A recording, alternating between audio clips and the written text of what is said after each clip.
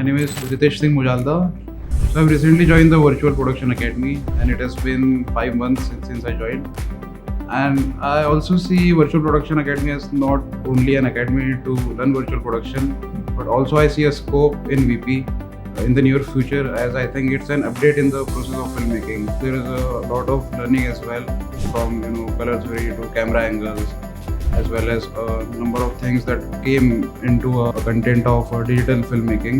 So from learning point of view, there is a software Unreal Engine, but apart from that, there are a lot of things that goes into making a film. Okay, like it's not only the Unreal Engine, you can do everything. There is a number of making a good quality content, as well as how to do framing, as well as composition in a shot.